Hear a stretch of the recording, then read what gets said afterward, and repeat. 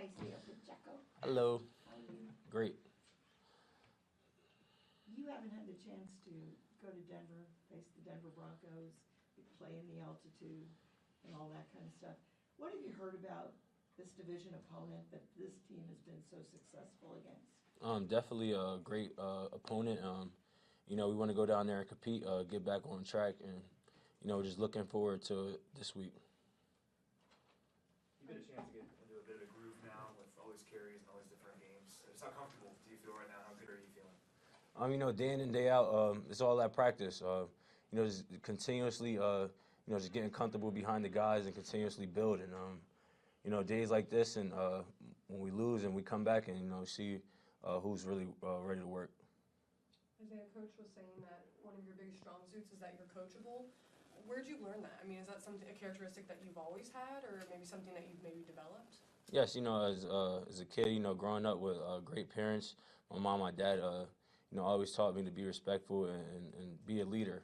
And for me, being a leader in high school as a captain, elected as a captain as a freshman, meant a lot to me. And, that speaks for itself as a freshman, as a captain, all 4 years in high school. Then go to college and be a captain, it speaks for itself. For me, just carry over the same mindset and continue to be a leader on this team would definitely help us.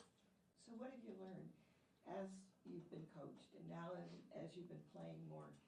What are things you're doing now that maybe earlier in the year you really weren't aware of? Just taking those little things, those points from the game, just detailing points of the game where I felt as though I could have been better, or I could have, chipped this guy or gotten to the flat better. So just taking the details and pinning them down in the classroom, upstairs in the meeting rooms, and then when it comes into practice, being able to execute it.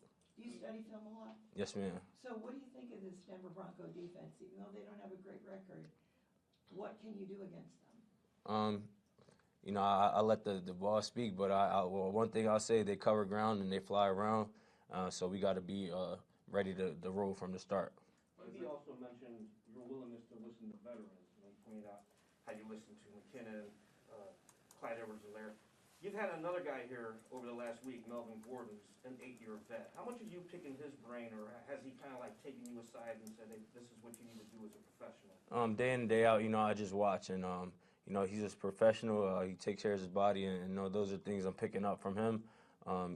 Just those little things, taking care of the body, staying on it. He made this far in this game. It's very hard to do that. So, just looking at those older guys that are able to do it, and for me, just continuously picking up little details from them that help me in the long run.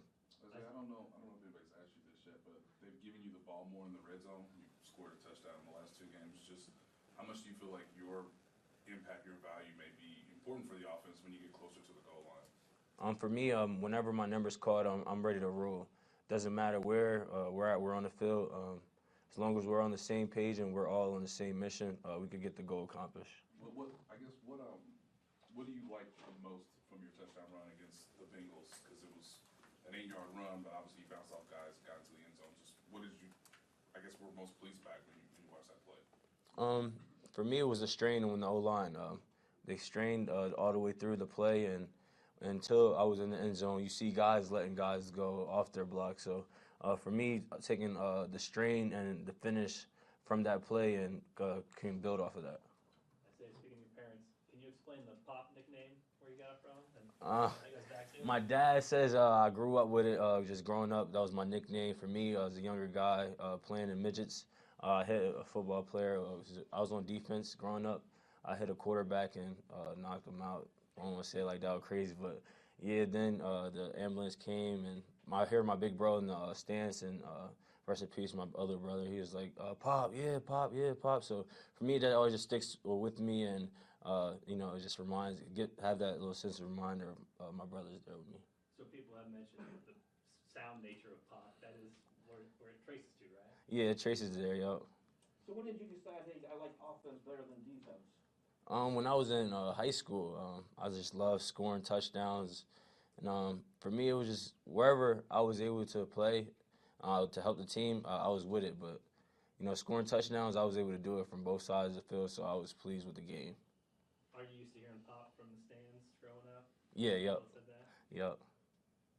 Okay, guys. Thanks, Isiah. Yep.